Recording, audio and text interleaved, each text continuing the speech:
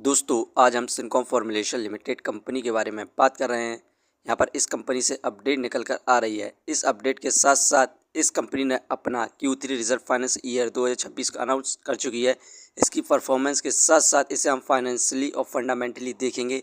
इस समय हमें कंपनी में बाय सेल होल्ड क्या कर सकते हैं, कंपनी का नेक्स्ट टारगेट प्राइस क्या हो सकता है। तो आइए वीडियो को स्टार्ट करते हैं।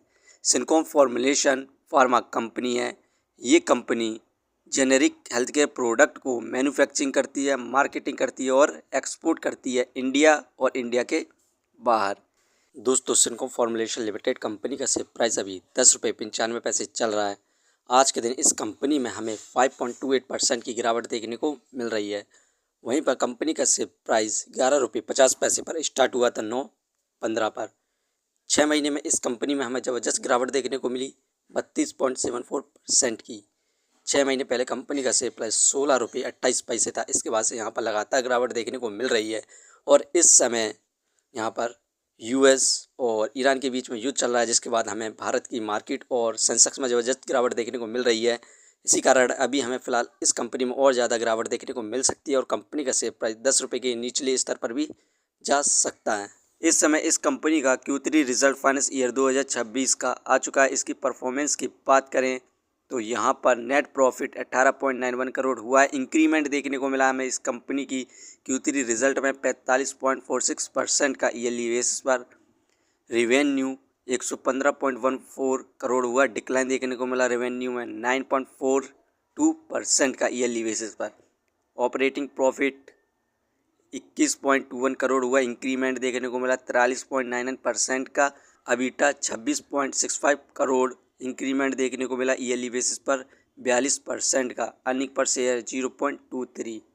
यहाँ पर इस कंपनी का जो Q3 रिजल्ट आया, शानदार परफॉर्मेंस देखने को मिली, जिसके बाद इस कंपनी में यहाँ पर ज़बरदस्त इन्वेस्टमेंट देखने को मिली है। यहाँ पर आप देख सकते हैं सितंबर में फिल की इन्वेस्टिंग 0.10% दी, जो कि दिसंबर में बढ़कर फॉरेन इंस्टीट्यूशन इन्वेस्टर की इन्वेस्टिंग इस कंपनी के अंदर 0.26% हो गई है।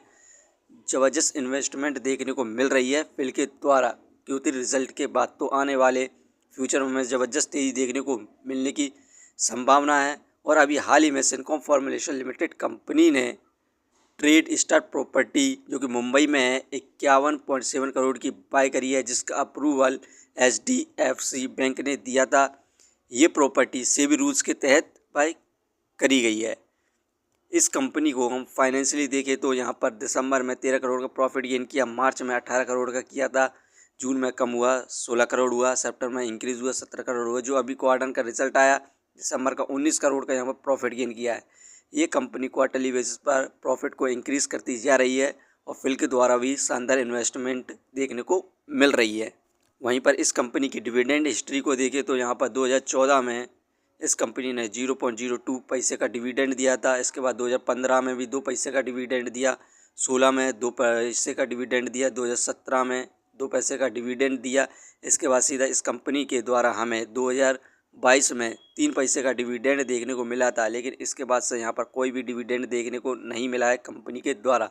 तो आने वाले नेक्स्ट क्वार्टर में इस कंपनी के द्वारा हमें डिविडेंड देखने को मिलने की संभावना है, तो आप इस कंपनी पर नज़र बनाए रख सकते हैं। इसे हम फंडामेंटली देखें तो मार्केट कैपिटलाइजेशन 1155 करोड़, जो कि ठीक है इसके प्राइस के हिसाब से।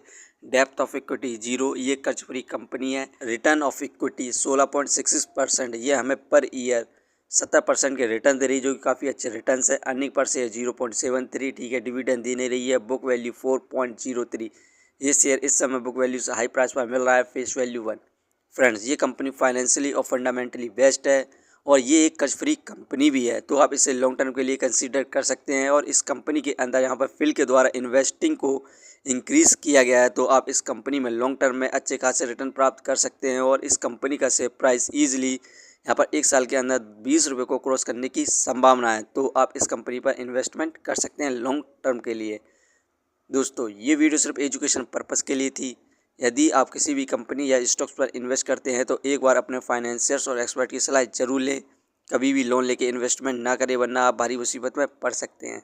कंपनी के बारे में जानकारी सही लगी हो तो अपने चैनल को सब्सक्राइब करें, जिसका नाम है स्टॉक एनालिसिस। धन्यवाद।